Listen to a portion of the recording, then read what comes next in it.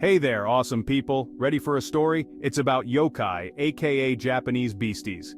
These creatures have been part of Japanese folklore for centuries, captivating imaginations with their mysterious and often mischievous nature. But not just any yokai.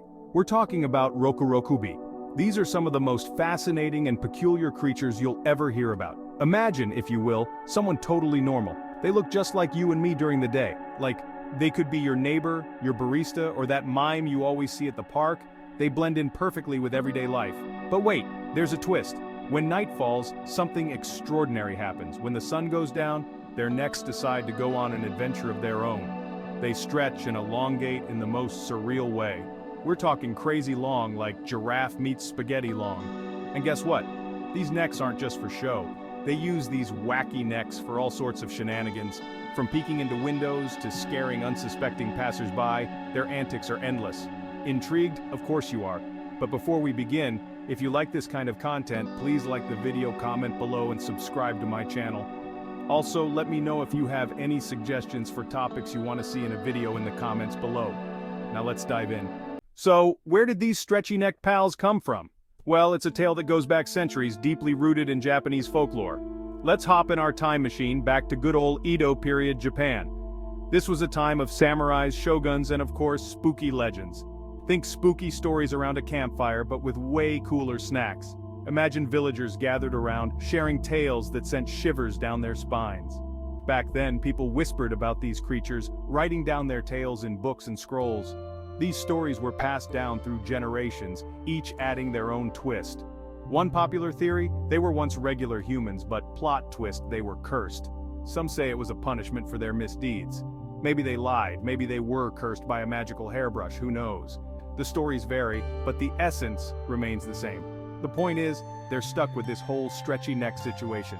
Imagine waking up one day and finding your neck can stretch like a rubber band.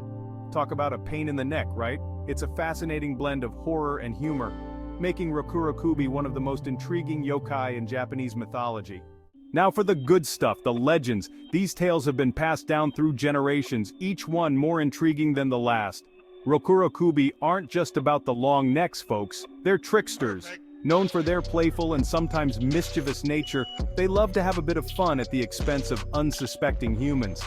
Some stories say they'd use their necks to peek into windows, spy on unsuspecting folks, or even steal a midnight snack or two.